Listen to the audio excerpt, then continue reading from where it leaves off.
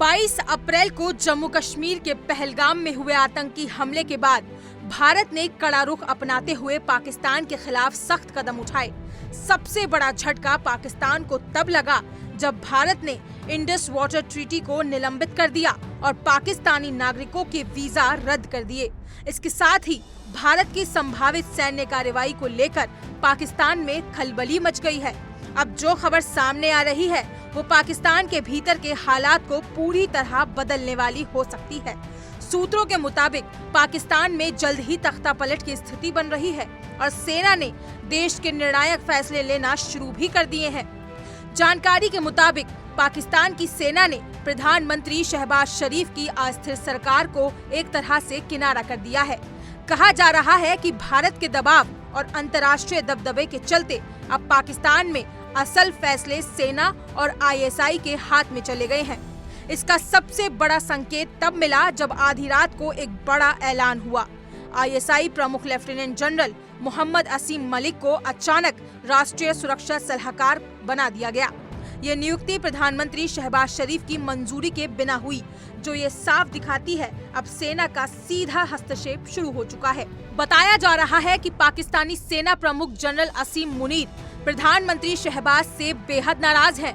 असीम मलिक को एनएसए बनाना और एक सोची समझी रणनीति का हिस्सा है, क्योंकि वो मुनीर के बेहद करीबी माने जाते हैं। ये फैसला इस ओर इशारा करता है कि पाकिस्तान में तख्तापलट की नींव पड़ चुकी है और शहबाज शरीफ अब केवल नाम मात्र के प्रधानमंत्री बनकर रह गए हैं। वर्तमान में भारत से निपटने के लिए जो भी रणनीति बनाई जा रही है वो पूरी तरह से सेना और आईएसआई के निर्देशों पर आधारित है। अगर पाकिस्तान में तख्तापलट होता है तो ये कोई नई बात नहीं होगी। देश के इतिहास में इससे पहले भी कई बार सेना ने चुनी हुई सरकारों को हटा दिया है। 1958 में अयूब खान ने राष्ट्रपति इन सिकंदर मिर्जा की सरकार पलट दी थी। 1977 में जियाउल हक ने प्रधानमंत्री जुल्फिकार अली भुट्टो को सत्ता से हटाकर फांसी पर चढ़ा दिया। वहीं 1999 में परवेज मुशर्रफ ने नवाज शरीफ की सरकार को गिरा दिया था।